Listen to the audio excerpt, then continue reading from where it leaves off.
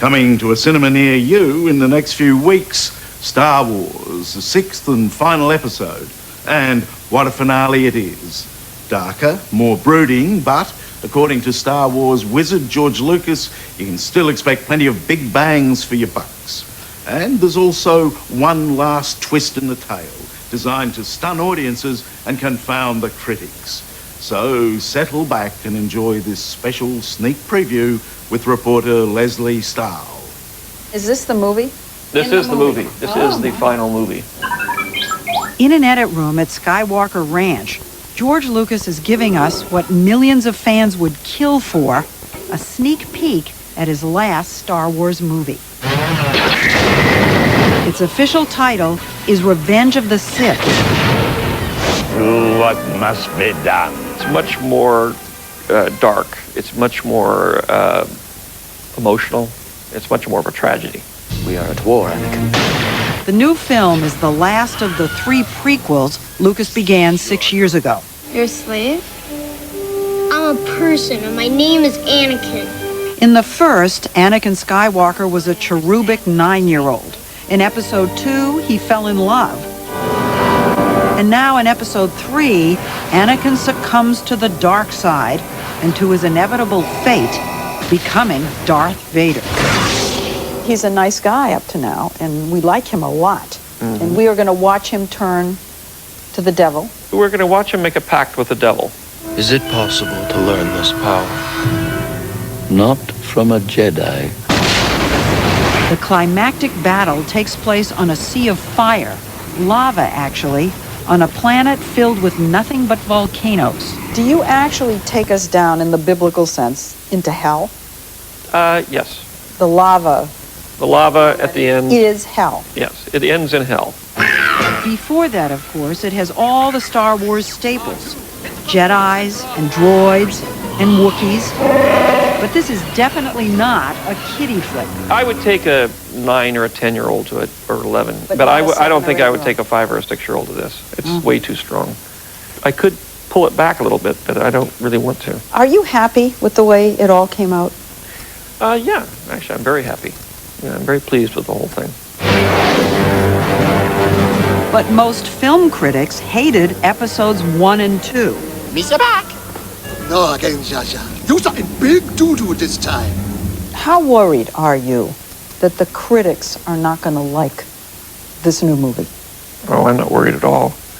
They haven't liked any of them, really. And they especially haven't liked the last 2. So, well, exactly. Hey, you know, I mean, it can't get any worse. Yeah, but come on. I mean, when they go after your writing, your directing, it has to hurt. Oh, it always hurts. It has to hurt. It hurts a great deal.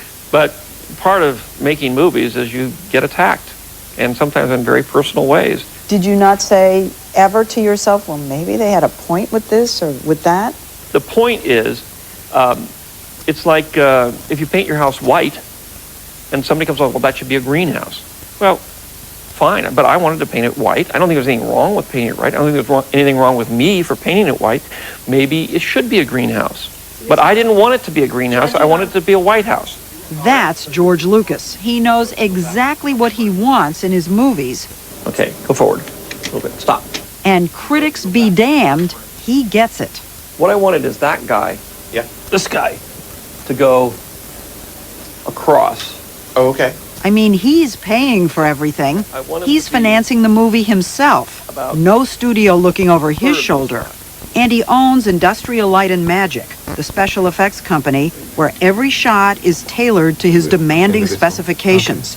They've been working on this sequence for 10 weeks. But how much time is this going to take in the movie? This whole that thing shot? Yeah. That little thing right there is only, what, like 2 seconds? Maybe? When we spoke to you 6 years ago, when you were making episode 1, your goal was to make an entirely digital movie, 100%. Have you done that now? Yeah, you know. So no film at all, none? None. Well, yeah, I think tighter is better. Digital cameras, digital effects, even digital characters. George Lucas and his wizards at ILM, like animation supervisor Rob Coleman, really are leading a revolution in movie making. What is the single biggest difference for you since we were here 6 years ago? I think the biggest thing is that we're now doing Yoda. When you were here last, Yoda was a rubber puppet. Fear is the path to the dark side. Fear leads to anger. Anger leads to hate. Hate leads to suffering. For episode 1 in 1999, Yoda was operated by puppeteer Frank Oz of Muppets fame, just as he had been back in the 80s. But puppets can't do this. Yoda has been digitized. He's a supporting actor. He's a supporting actor. Yeah. And he is 100% digital. 100%. But well, you have. 15 different computer animators helped create Yoda. His body, his clothes, his hair, and that face. So I'm going one frame at a time right here, and you can actually see, going backwards right now, you can actually see his mouth will open here in a moment. See? I'll turn the sound off, and you can actually see the different shapes. Oh, yeah. Just the way we talk. Yeah, and they're actually animating with tongue in there. And to do this, did you take a real person and look at it, and break it down to 24 frames? Oh, no, come on. Yeah. Every animator has a mirror on their desk, and they look and they talk into it. And Digital acting. Digital which is a whole acting. New expression. Yeah. Use your feelings, Obi-Wan, and find him you will.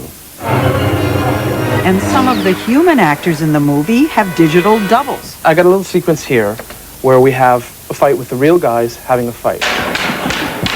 The real guys are actors Ewan McGregor as Obi-Wan Kenobi and Hayden Christensen, who plays Anakin Skywalker. George had originally shot it for real in Sydney, and when he got back to editing, I'll stop on it, he realized he didn't get the element that he needed.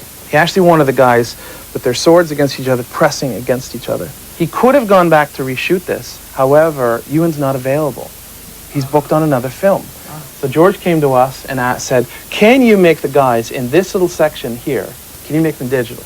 They could, and they did.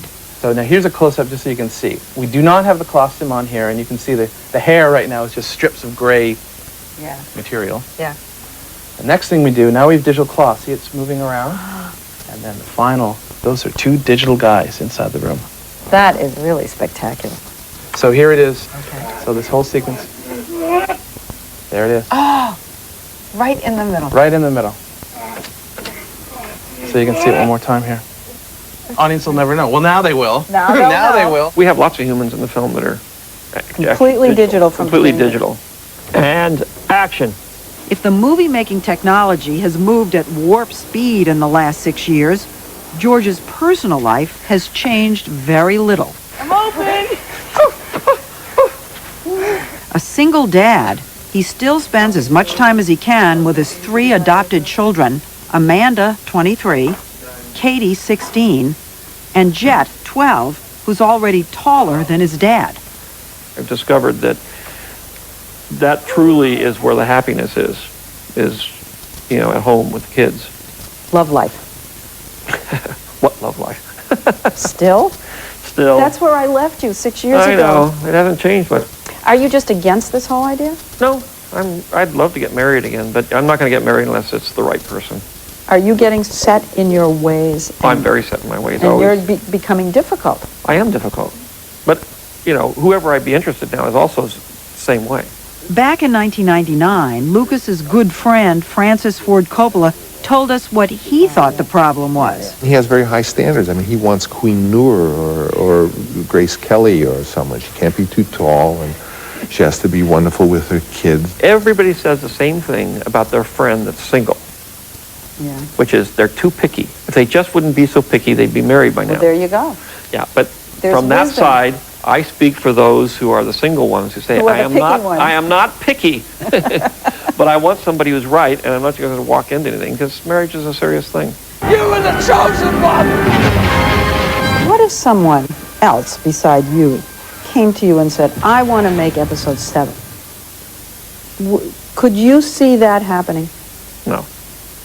No, absolutely, positively, you're really closing the door without any wiggle room whatsoever. Right. There is no episode 7. But there will be other films. He's producing another Indiana Jones movie with Steven Spielberg directing. Then he says he'll return to directing films, but different kinds of films. They're going to be small movies. You said to somebody, I'm going to go off and make these art films, that nobody's going to want to watch. Yeah, I've earned enough, I've worked enough to be able to fail the rest of my life, and that's what I'm going to do. That's some ambition. Well, it's what you work for in the end. It's a little weird. Well, not really. I don't think everything should be this big, blown-out, super kind of movie that I stumbled into. Is definitely not what I meant to do. And I've just sort of followed it to the end.